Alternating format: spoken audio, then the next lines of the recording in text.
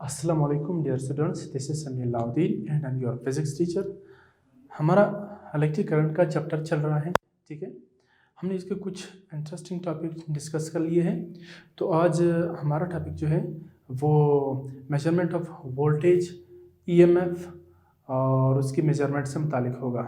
Right dear students, पिछले topic में हमने लास्ट में ये कवर किया था कि इलेक्ट्रिक पोटेंशियल क्या चीज़ है। ठीक, what is electric potential? Work done per unit positive charge against the electric field is known as potential difference। ठीक है, फिर पोटेंशियल डिफरेंस कैसे उसको एक एनालॉजी की मदद से समझे, उसके लिए भी एक एनालॉजी हम लोगों ने लिया था। हमने दो बोतल लिए थे, उनमें वाटर का लेवल रखा था और फिर वाटर के लेवल में डिफरेंस था, that we call potential difference. Right, और पोटेंशियल डिफरेंस होगा तो वाटर फ्लो करेगा, पोटेंशियल डिफरेंस नहीं होगा तो वाटर फ्लो नहीं करेगा। हमने कुछ टाइम के बाद देखा था कि भाई जब वाटर के लेवल बराबर हो गए उसके बाद पानी फ्लो करना बंद हो गया। इसी तरीके से हमने उसको मिलाया था भाई सर्किट के साथ कि भाई सर्किट में भी ऐसा होता है। सर्किट में जब पोटेंशियल डिफरेंस होगा तो करंट फ्लो करेगा, पोटेंशियल डिफरेंस नहीं होगा तो करंट फ्लो नहीं करेगा। राइट, तो वोल्टेज का हम लोगों ने फार्मूला पढ़ा था। हमने कहा था कि भाई पोटेंशियल डिफरेंस या voltage both are the same things. ठीक, पोटेंशियल डिफरेंस का फार्मूला क्या है भाई? V से डिनोट करते हैं वर्क अपॉन चार्ज, उसका यूनिट क्या लिया था? Volt, joule upon coulomb. ठीक, हमने कहा कि इलेक्ट्रिक पोटेंशियल दो पॉइंट के दरमियान में 1 वोल्ट होगा, तो एक कूलम चार्ज को उन दो पॉइंट के बीच में मूव करने के लिए हमें उस चार्ज पर 1 जूल ऑफ वर्क करना पड़ता है। कब? जब दोनों पॉइंट के बीच में 1 वोल्ट का पोटेंशियल डिफरेंस होगा। राइट, तो आज हम उसका ही हिस्सा है उसे एक्सटेंड करेंगे। हम पैमाइश करेंगे वोल्टेज की, जिस तरह हम लोगों ने करंट की पैमाइश के लिए एमीटर बनाया था, इसी तरह आज हम गैल्वानोमीटर से बनाएंगे वोल्ट मीटर और वोल्ट मीटर को यूज करेंगे इलेक्ट्रिक पोटेंशियल की पैमाइश के लिए। मेजरमेंट ऑफ वोल्टेज या पोटेंशियल डिफरेंस। राइट, तो ये बड़ा आसान है। Potential difference can be measured by volt meter. अब वोल्ट मीटर क्या वाला है भाई? बहुत आसान है। हम गैल्वानोमीटर के बारे में जानते हैं। ये अगर हमारे पास एक गैल्वानोमीटर है, ठीक, इसके पैरेलल में अगर आप एक शंट रेजिस्टेंस लगाओगे तो ये क्या बनेगा भाई? ये एम मीटर बनेगा। इसी गैल्वानोमीटर के साथ अगर हम क्या करते हैं सीरीज में, इसके साथ अगर सीरीज में एक मुनासिब मिकदार की रेजिस्टेंस को लगाते हैं, ठीक है, आर सीरीज में लगाया, एम मीटर को बनाने के लिए में आर को हमने पैरेलल में लगाया था, तो ये जो एक डिवाइस हमारे सामने बनेगा, हमारे पास आएगा, वो क्या कहलाएगा? Volt meter. ठीक, और वोल्ट मीटर का सिंबल क्या होता है? ये ऐसे, ये इसको थोड़ा क्लियर ड्रा करते हैं तो फिर इस चीज़ को हम सिंबल में ऐसे बनाते हैं, ये हमारा वोल्ट मीटर होगा। Right, what is volt meter? It is a device which is used for the measurement of voltage in a circuit। किसी सर्किट में वोल्टेज अक्रॉस अ रेजिस्टर मालूम करने के लिए हम एक डिवाइस यूज करते हैं। उस डिवाइस को क्या नाम दिया गया है? वोल्ट मीटर का नाम दिया गया है। वोल्ट मीटर कैसे बनाया जाता है? बड़ा आसान है। हम क्या करते हैं, हम गैल्वानोमीटर लेते हैं और गैल्वानोमीटर के साथ सीरीज में इसके साथ लाइन में एक रेजिस्टर लगाते हैं, तो इससे हमारे पास एक वोल्ट मीटर बनता है। This is the symbol for the volt meter. Right, अब अगर हम किसी सर्किट में वोल्टेज की पैमाइश करना चाहते हैं तो हम फिर वोल्ट मीटर को पैरेलल में लगाएंगे या सीरीज में? ऑब्वियसली हमने एम मीटर को सीरीज में लगाया था तो ये पैरेलल में लगाएंगे। सपोज एक सर्किट लेते हैं सिंपल सा, ये पॉजिटिव टर्मिनल, ये नेगेटिव टर्मिनल और यहाँ पर एक आर है। देखिए मैंने पहले भी बताया, आर जो है वो आपका रेफ्रिजरेटर हो सकता है, ठीक है, और आपका टेलीविज़न हो सकता है, कंप्यूटर हो सकता है, ठीक है, कुछ भी हो सकता है, बल्ब हो सकता है। ये सर्किट, आप ये सर्किट समझे जो आपके घरों में बिल्कुल बड़े बड़े तार वायर गए हुए हैं, बड़े बड़े दूर तक फैले हुए हैं, यही तो आपका सर्किट है, ठीक है। फिर जब आप स्विच को लगाते हो बोर्ड में तो उससे टीवी ऑन होता है, सर्किट कंप्लीट होता है। मैं यहाँ पर सिंपल सर्किट ड्रा कर रहा हूँ। हमने क्या करना है, हमने इस रेजिस्टर के अक्रॉस वोल्टेज की पैमाइश करनी है। तो यहाँ पर इसके अक्रॉस में ऐसे पैरेलल में हम वोल्ट मीटर लगाएंगे, राइट। ये वोल्ट मीटर ऐसे पैरेलल में लगाया। अब इससे हमें पता चलेगा, ठीक है, कि वोल्टेज अक्रॉस दिस रेजिस्टर कितना है। एम मीटर को हमने सीरीज में लगाया था क्योंकि सीरीज में करंट सेम होता है। यहाँ पर हम पैरेलल में लगाएंगे वोल्ट मीटर को किसी सर्किट में, क्यों, क्योंकि पैरेलल में वोल्टेज सेम होते हैं, ठीक है, सेम होंगे तो हमें इसका पता चलेगा, ठीक। तो ये है वोल्ट मीटर की कहानी। वोल्टेज का फार्मूला आप सब जानते हैं, बड़ा आसान है। वो क्या होता है, V is equal to work upon charge, ठीक है। तो ये वोल्ट मीटर है जिसको हम लोग पैरेलल में लगाते हैं, राइट। इसका स्क्रीनशॉट ले सकते हैं आप लोग, ठीक। तो ये पैमाइश थी हमारे पास पोटेंशियल डिफरेंस का। अब हम चलते हैं ईएमएफ की तरफ। हमारा एक नेक्स्ट टॉपिक है छोटा सा, बड़ा आसान भी है, इंटरेस्टिंग भी है, वो है ईएमएफ। What is EMF? अच्छा, इससे क्या बनता है, इलेक्ट्रोमोटिव फोर्स क्या है? इलेक्ट्रोमोटिव फोर्स को हम एप्सिलॉन से डिनोट करते हैं, ठीक है, और इसका फार्मूला भी होता है work done per unit positive charge, ठीक। ये जो सिंबल है एप्सिलॉन, ये इलेक्ट्रोमोटिव फोर्स के लिए इस्तेमाल किया जाता है, जबकि वोल्टेज के लिए हम V का सिंबल यूज करते हैं। इस एप्सिलॉन की जगह पर E का भी इस्तेमाल किया जाता है, राइट। दोनों का मतलब होता है इलेक्ट्रोमोटिव फोर्स। अब यहाँ देखें, आप लोग कंफ्यूज ना होइए, ठीक है, कि यहाँ पे वोल्टेज का फार्मूला और जो इलेक्ट्रोमोटिव फोर्स का फार्मूला है दोनों सेम है। अब आप ये सोचेंगे कि भाई जो पोटेंशियल डिफरेंस है दैट इज एनर्जी, लेकिन उधर अगर हम फार्मूले को देखते हैं वो भी एनर्जी है, ठीक है, लेकिन नाम को देखो, नाम में क्या लिखा है, इलेक्ट्रोमोटिव फोर्स। इससे आपके समझ में ये आ रहा होगा कि भाई जो इलेक्ट्रो ईएमएफ है वो असल में फोर्स है, लेकिन ऐसा बिल्कुल नहीं है, ठीक है। वो फोर्स नहीं है बल्कि वो एनर्जी है। इलेक्ट्रोमोटिव फोर्स एनर्जी है। अब भाई किस किस्म की एनर्जी है? ये एनर्जी क्या करती है, ये किसी भी सर्किट में पोटेंशियल डिफरेंस को मेंटेन रखता है, ठीक। जब हम सेल लगाते हैं एक सर्किट में तो रेजिस्टर्स के अक्रॉस पोटेंशियल डिफरेंस होता है और वोल्टेज ड्रॉप होते हैं, ठीक है।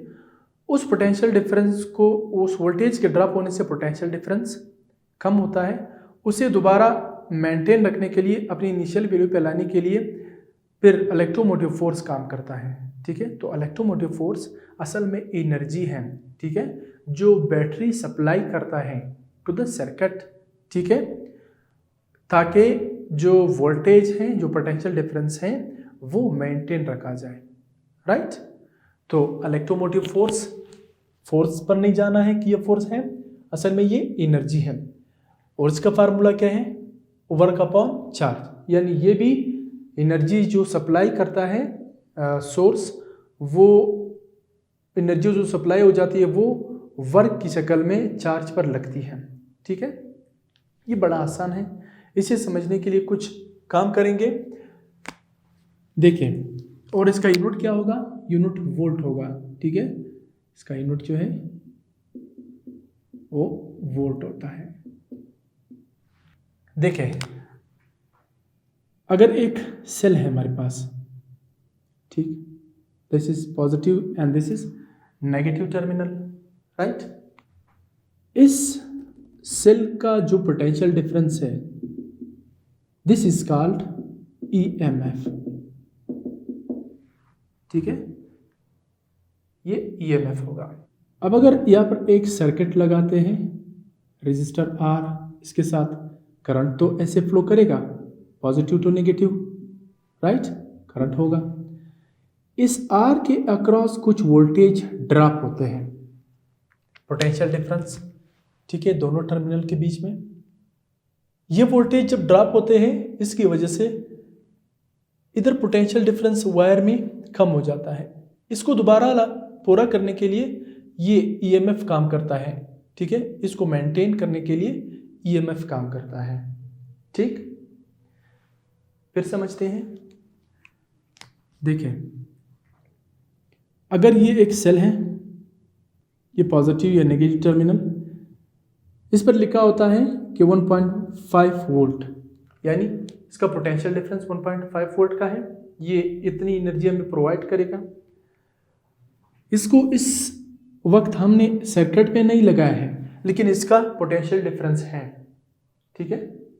लेकिन अगर यहाँ पर हम इस सेल को हटा लें, ये वाला सेल, इस सेल को अगर हम हटाते हैं तो यहाँ पर पोटेंशियल डिफरेंस कितना हो जाएगा, 0। बैटरी या सेल को सर्किट में लगाने से पहले भी इसका पोटेंशियल डिफरेंस होता है, उस पोटेंशियल डिफरेंस को ईएमएफ का नाम दिया जाता है, ठीक है। अब ये पोटेंशियल डिफरेंस कब आएगा, जब हम इसको उठाकर यहाँ पर लगाते हैं। इसके ईएमएफ की वजह से एनर्जी सप्लाई होती है यहाँ पर, और इसकी वजह से वोल्टेज वजूद में आते हैं, पोटेंशियल डिफरेंस यहाँ पर आ जाता है, ठीक है। तो यहाँ अगर इस सर्किट में करंट है, that is due to V, potential difference. लेकिन V किसकी वजह से है, V is due to EMF, right, electromotive force.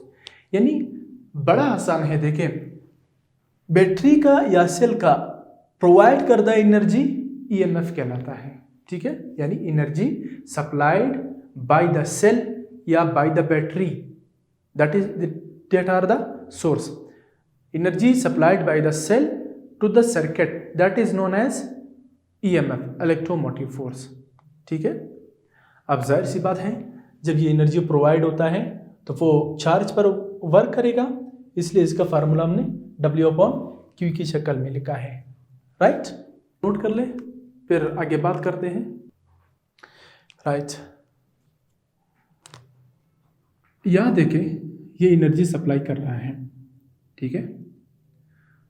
चले, मैं ये भी कह सकता हूं कि अगर मैं यहाँ पर एक बैटरी बनाता हूँ, इसका एक सेल इलेक्ट्रोड ये है और दूसरा इलेक्ट्रोड ये है, राइट। इधर अगर पॉजिटिव चार्जेस एक्यूमुलेट होते हैं, कैसे होते हैं हमने देखा था पिछले टॉपिक में, और यहाँ पर नेगेटिव आयंस या नेगेटिव चार्जेस एक्यूमुलेट हो जाते हैं, राइट। क्या इन दोनों इलेक्ट्रोड्स के बीच में पोटेंशियल डिफरेंस है कि नहीं है, बिल्कुल है, ठीक। तो ये बैटरी का पोटेंशियल डिफरेंस है, ठीक। अब जब हम वायर की तरफ किसी सर्किट को इसके साथ अटैच करते हैं, फिर ये वाला जो पोटेंशियल डिफरेंस है वो यहाँ पर पोटेंशियल डिफरेंस को क्रिएट करेगा, that is known as V, ठीक है। ये V होगा। ये V किसकी बदौलत है, इस पोटेंशियल डिफरेंस के, जिसको हम लोगों ने EMF का नाम दिया है। तो बैटरी के इलेक्ट्रोड के बीच में जो पोटेंशियल डिफरेंस होता है, that is called electromotive force, ठीक है, बैटरी की एनर्जी। और जब बैटरी को वायर सर्किट से अटैच करते हैं, ठीक है, इसके पॉजिटिव टर्मिनल को पॉजिटिव, सर्किट के नेगेटिव टर्मिनल को नेगेटिव इलेक्ट्रोड के साथ, तब इस रेजिस्टर के अक्रॉस जो पोटेंशियल डिफरेंस ड्रॉप होता है या डेवलप हो जाती है, वो वोल्टेज कहलाती है, ठीक है। तो ये बाहर की है, जो वोल्टेज है वो सर्किट में बाहर होता है, और जो इलेक्ट्रोमोटिव फोर्स होता है वो बैटरी के अंदर होता है, ठीक है। अब वो अंदर से क्या काम करता है, बाहर सर्किट में जो वोल्टेज ड्रॉप होते हैं, ठीक है, उसे दोबारा पूरा करने के लिए ये इलेक्ट्रोमोटिव फोर्स काम करता है।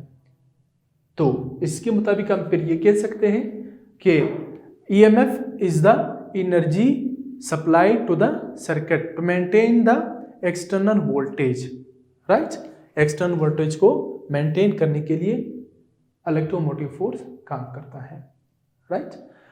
अब इसकी भी हम पैमाइश करते हैं, वोल्ट मीटर से करेंगे, क्योंकि ये भी पोटेंशियल डिफरेंस है। फर्क सिर्फ इतना है, एक्सटर्नल सर्किट का जो पोटेंशियल डिफरेंस है वो वोल्टेज है, और जो इंटरनल इलेक्ट्रोड्स के बीच में या बैटरी के अंदर जो पोटेंशियल डिफरेंस होता है उसको इलेक्ट्रोमोटिव फोर्स कहते हैं। और एक बात और याद रखें, ऐसे ना समझें कि ये वाला V जो है इलेक्ट्रोमोटिव फोर्स के बराबर होगा, नहीं। Electromotive force is always greater than V, ठीक है। ये भी नोट कर लें कि इलेक्ट्रोमोटिव फोर्स जो है वो V से बड़ा होता है, बड़ा है तो इसको मेंटेन रखता है, ठीक है। तो ये electromotive force greater than V। इसे अगर हम एक दो लाइन में लिखना चाहे तो लिख सकते हैं, द एनर्जी सप्लाइड या प्रोवाइडेड बाय द सेल और battery, that is called electromotive force, ठीक, is known as EMF, electromotive force, ठीक है। अब इलेक्ट्रोमोटिव फोर्स की पैमाइश वोल्ट मीटर से करेंगे। देखिए, अगर हम एक्सटर्नल सर्किट में, यानी एक सर्किट है ये वाला, हमने सेल को अप्लाई किया है जो इलेक्ट्रोमोटिव फोर्स सप्लाई करता है, एनर्जी सप्लाई करता है। अब इस रेजिस्टर में वोल्टेज कितना है, हम इस रेजिस्टर के अक्रॉस वोल्ट मीटर को लगाएंगे, ऐसे वोल्ट मीटर को लेंगे और यहाँ लगाएंगे ऐसे, इस रेजिस्टर के अक्रॉस लगाए, एक्सटर्नल वोल्टेज की पैमाइश करते हैं। जब हम इलेक्ट्रोमोटिव फोर्स की पैमाइश करते हैं फिर वो यहाँ से तो नहीं होगा, ठीक है, क्योंकि ये कम है। हम फिर इस इलेक्ट्रोड के साथ अटैच करते हैं, इन इलेक्ट्रोड के साथ क्या करते हैं, डायरेक्टली वोल्ट मीटर को ऐसे अटैच करते हैं, पॉजिटिव को पॉजिटिव के साथ, नेगेटिव को नेगेटिव टर्मिनल के साथ, और वो हमें रीडिंग देगा वोल्ट मीटर, जो कि इलेक्ट्रोमोटिव फोर्स की एनर्जी की पैमाइश करेगा, राइट। इसको डायरेक्टली ऐसे लगाया जाता है, राइट। इसे आप नोट कर ले। एक छोटा सा टॉपिक डिस्कस कर लेते हैं, ठीक है, और ये हमारा लास्ट होगा इस लेक्चर का। Ohm law. ओहम एक साइंटिस्ट था, ठीक है, साइमन ओहम पूरा नाम है उसका। उसने क्या कहा, उसने कुछ एक्सपेरिमेंट्स किए, उस एक्सपेरिमेंट में से उसने कुछ रिजल्ट्स निकाले और उन रिजल्ट को लॉ का शक्ल दिया, ठीक है। वो एक्सपेरिमेंट से उसने एक रिलेशन फाइंड आउट किया between current and potential difference, right. उसने कहा कि जो पोटेंशियल डिफरेंस होता है, ठीक, जो इलेक्ट्रिक करंट होता है वो डायरेक्टली प्रोपोर्शनल होता है to the potential difference, right.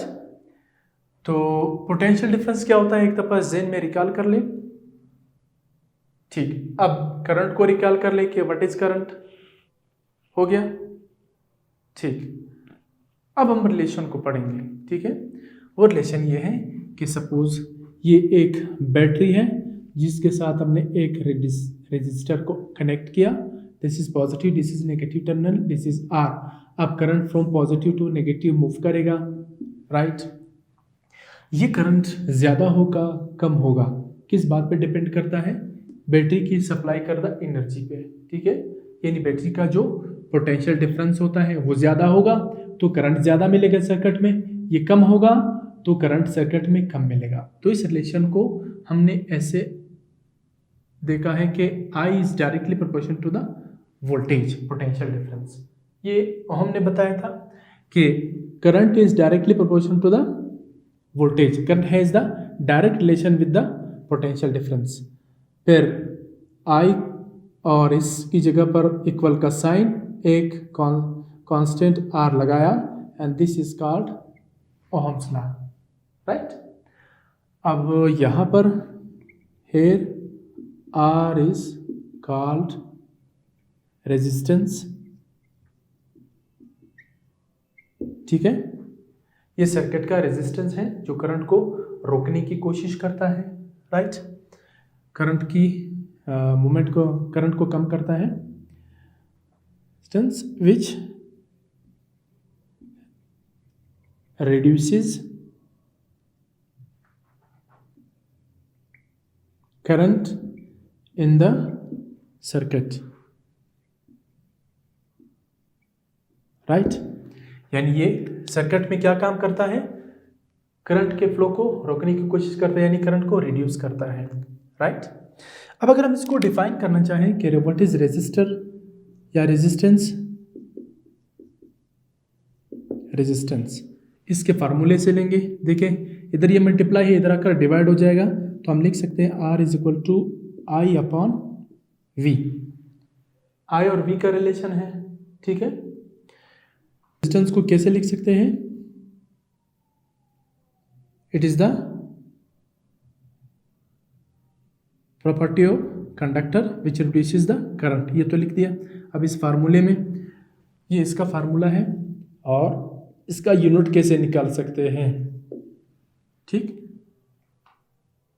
Define करना आसान है, ये मैंने लिखा है, बस ये इसका डेफिनेशन है कि ठीक है, ये फैक्टर होता है कंडक्टर में जो करंट को रिड्यूस करता है, कम करता है। इसका यूनिट इसके फार्मूले से निकालेंगे। देखिए करंट का यूनिट क्या होता है, आप सब जानते हैं, एम्पेयर होता है, और वोल्ट का यूनिट क्या होता है, वोल्टेज होता है, पोटेंशियल डिफरेंस का, राइट।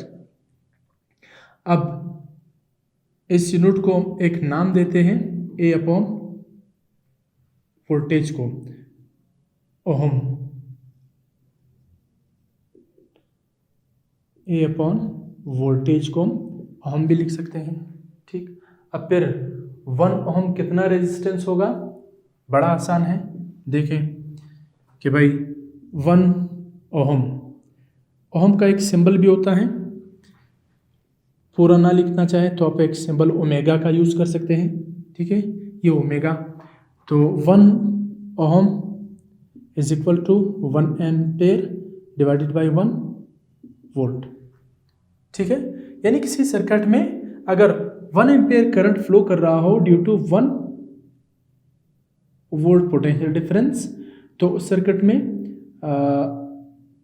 रेजिस्टेंस कितना होगा, 1 ओहम होगा, ठीक है।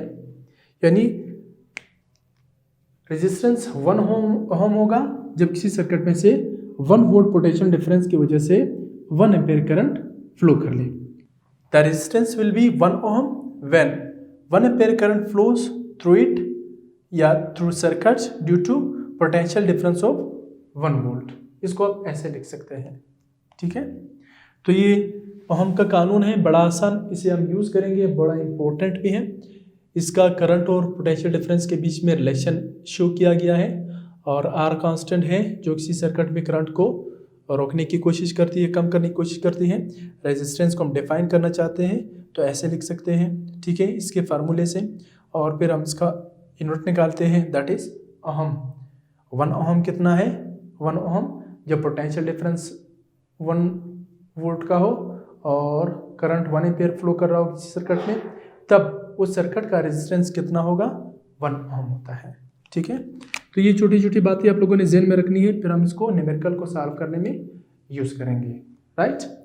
तो इसका स्क्रीनशॉट लेना चाहते हैं तो आप ले सकते हैं। इसके अलावा जो यूनिट्स होते हैं ओहम के, वो बड़े बड़े होते हैं, किलो ओहम भी होता है, मेगा ओहम भी होता है, राइट, वो फिर इस्तेमाल किया जाता है। देखिए ये किलो ओहम और मेगा ओहम होते हैं, ये बड़े बड़े यूनिट हैं। किलो का मतलब होता है 10⁻+3 ओहम, और जो मेगा है 10⁻6 ओहम। अच्छा, एक और इम्पोर्टेंट बात, उसके बाद इस टॉपिक को हम क्लोज करते हैं, वो ये है कि ये जो रिलेशन मैंने दिया है कि I is proportional to the potential difference, यानी जितना पोटेंशियल डिफरेंस बड़ा होगा उतनी ज़्यादा करंट मिलेगा, जितना पोटेंशियल डिफरेंस बड़ा होगा ज़्यादा करंट मिलेगा, पोटेंशियल डिफरेंस कम होगा तो करंट कम मिलेगा, पोटेंशियल डिफरेंस कम है तो करंट कम मिलेगा, बढ़ाओगे तो ज़्यादा मिलेगा। लेकिन ये प्रैक्टिकली इम्पॉसिबल है, ठीक है, बहुत कम देखा गया है, ठीक है, परफेक्टली हम नहीं देख सकते हैं, ये आइडियल कंडीशन में होगा, ठीक है। क्यों? क्योंकि प्रैक्टिकली जब हम देखते हैं सर्किट में, वो सर्किट इलेक्ट्रिकल एनर्जी को कन्वर्ट करता है, हीट एनर्जी में भी कन्वर्ट करता है रेजिस्टेंस की वजह से। तो रेजिस्टेंस को हम ख़त्म नहीं कर सकते हैं, जब रेजिस्टेंस ख़त्म करेंगे तब ये पॉसिबल होगा। और हमारे बस में नहीं है कि हम किसी कंडक्टर के रेजिस्टेंस को ख़त्म कर लें। हाँ, कम कर सकते हैं किसी हद तक, लेकिन ख़त्म नहीं कर सकते हैं। तो ये कब एप्लीकेबल है, ये लिखते हैं, ये नोट कर लें कि Ohm's law is applicable only when the physical conditions and temperature are kept constant, यानी नो चेंज। यानी जिस सर्किट में हम बैटरी लगाएंगे उसमें करंट फ्लो करेगा, पोटेंशियल डिफरेंस को बढ़ाएंगे करंट बढ़ेगा, पोटेंशियल डिफरेंस को कम करेंगे करंट कम होगा। ये कब होगा, जब इस सर्किट का रेजिस्टेंस जीरो होगा, ठीक है। और वो प्रैक्टिकल लाइफ में नामुमकिन है। क्यों? क्योंकि किसी भी सर्किट में जब करंट फ्लो कर रहा हो, आप उसको हाथ लगाएं तो वायर गर्म होता है ड्यू टू रेजिस्टेंस, ठीक है। वायर गर्म होता है तो जितनी एनर्जी आप यहाँ से सप्लाई कर रहे हो वो सारा का सारी एनर्जी करंट में कन्वर्ट नहीं होता है, बल्कि हीट एनर्जी में भी कन्वर्ट होती रहती है, ठीक है। इसके लिए फिर हम जोल्स ला पड़ेंगे आगे। तो जितनी पोटेंशियल डिफरेंस अप्लाई कर रहे हो, जितनी एनर्जी सप्लाई कर रहे हो, सारी के सारी करंट में तब्दील नहीं हो रही है, बल्कि उसका कुछ हिस्सा, बल्कि ज़्यादा हिस्सा जो है हीट में कन्वर्ट होती जाती है। अगर वो हीट में कन्वर्ट ना हो, सारी के सारी एनर्जी करंट में तब्दील हो, तब ये रिलेशन, ये ला अप्लाई कर सकते हैं हम लोग, ठीक है। तो ये जो ला एप्लीकेबल होगा वो ओहमिक कंडक्टर में होते हैं, ठीक है। ओहमिक कंडक्टर्स, ओहमिक कंडक्टर्स क्या है, जिसमें ये चीज़ें फिजिकल कंडीशन और टेम्परेचर चेंज ना हो। लेकिन प्रैक्टिकली हम देखते हैं वो ऐसा नहीं होता है। प्रैक्टिकली देखें, आपने एलईडी देखा है, लाइट इमिटिंग डायोड है, ट्रांजिस्टर को देखा होगा, ट्रांजिस्टर है, और टंगस्टन फिलामेंट है जो बल्ब में इस्तेमाल किया जाता है। वो बल्ब जब ऑन होता है तो कितना गर्म होता है, यानी वो जितना हम पोटेंशियल एनर्जी सप्लाई कर रहे होते हैं वो सारा का सारा करंट में तब्दील नहीं होता है, बल्कि बल्ब के अंदर टंगस्टन फिलामेंट होता है, उससे जब करंट पास होता है तो एनर्जी बहुत ज़्यादा ज़ाया होता है, यानी वो हीट एनर्जी में भी कन्वर्ट हो रहा होता है, ठीक है। तो ये जो हमारे पास कंडक्टर हम यूज़ करते हैं, टंगस्टन फिलामेंट है या एलईडी होते हैं या ट्रांजिस्टर वगैरह होते हैं, ये सारे के सारे क्या है, ये नॉन ओहमिक कंडक्टर हैं, ठीक है। ये क्या है, नॉन ओहमिक कंडक्टर्स। लाइफ में यही होते हैं, एलईडी है, ये ट्रांजिस्टर है, ठीक है, टंगस्टन फिलामेंट है, ये सारे के सारे वो कंडक्टर्स हैं जो एनर्जी को ज़ाया करते हैं, हीट एनर्जी में ज़ाया करते हैं। तो ये नॉन ओहमिक कंडक्टर हैं। ओहमिक कंडक्टर वो कंडक्टर होते हैं जो जितनी एनर्जी, जितने पोटेंशियल डिफरेंस हम सर्किट को प्रोवाइड कर ले और वो सारा का सारा करंट में तब्दील कर ले। ऐसा आइडियल केस में हो सकता है, प्रैक्टिकल लाइफ में इम्पॉसिबल है। मुझे उम्मीद है कि आप लोगों को क्लियर हो चुका होगा। मिलते हैं आपसे नेक्स्ट वीडियो में इंशाल्लाह। तब तक के लिए अपनी दुआ में याद रखिएगा। टिल देन, अल्लाह हाफिज़।